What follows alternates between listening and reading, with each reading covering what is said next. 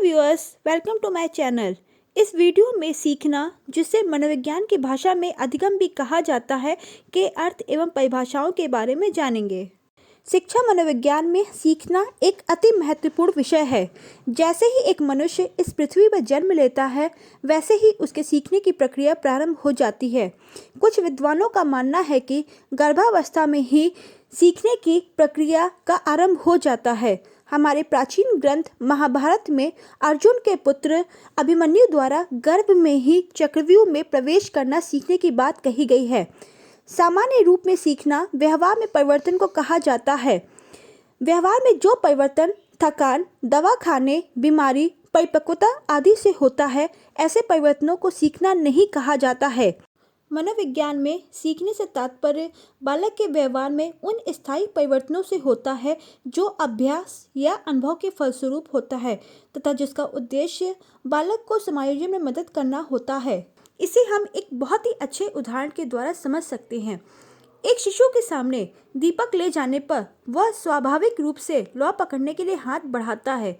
जैसे ही लौ उसके हाथ में लगती है, उसे जलन का अनुभव होता है और वह अपना हाथ तुरंत खींच लेता है। परंतु जब कभी उसके सामने दीपक लाया जाता है, तो वह अपने अनुभवों के आधार पर लौ पकड़ने के लिए हाथ नहीं बढ़ाता है, बल्कि वह उससे दूर भागने का प्रयास करता है। इस प्रकार शिशु के व्यवहार में अनुभव के आधार पर जो स्थायी परिवर्तन हुआ, इसे ही मनोविज्ञान की भाषा में सीखना कहते हैं। कुछ मनोवैज्ञानिकों ने सीखने की अलग अलग परिभाषाएं दी हैं। वुडवर्थ के अनुसार नवीन ज्ञान और नवीन प्रतिक्रियाओं को प्राप्त करने की प्रक्रिया सीखने की प्रक्रिया है। क्रो के अनुसार सीखना आदतों, ज्ञान व अभिव्यक्तियों का अर्जन है।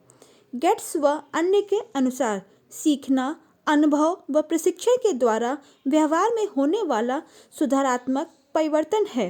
स्किनर ने एक परिभाषा दी है, सीखना वह प्रक्रिया है जिसके द्वारा मनुष्य प्रगतिशील व्यवहार को स्वीकार करता है। रिली तथा लेविस ने भी अपनी परिभाषा दी है, अभ्यास या अनुभूति से व्यवहार में धारण योग्य परिवर्तन को सीखना कहा जाता है। एक अन्य परिभाषा मॉर्गन, किंग, विश एवं स्कोपलर के अनुसार अभ्यास या अनुभूति के परिणाम स्वरूप व्यवहार में होने वाले अपेक्षाकृत स्थायी परिवर्तन को सीखना कहा जाता है।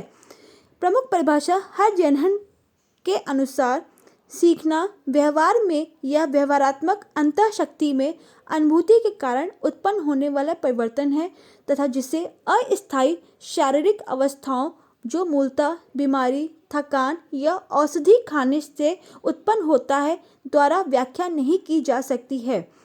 उपर्युक्त मनोवैज्ञानिकों की परिभाषाओं का विश्लेषण करने के पश्चात हम इस निष्कर्ष पर पहुंचते हैं कि किसी व्यवहार में हुए परिवर्तनों को सीखना कहलाने के लिए निम्नलिखित 2 शर्तों का होना अनिवार्य है। नंबर 1, व्यवहार में परिवर्तन अभ्यास या अनुभूति के परिणाम स्वरूप ही हुआ हो। थकान, परिपक्वता, दवा खाने आदि से हुए परिवर्तनों को सीखना नहीं कहा जा सकता है। नंबर 2, व्यवहार में अभ्यास या अनुभूति से उत्पन्न परिवर्तन क्षणिक न होकर अपेक्षाकृत स्थायी होना चाहिए।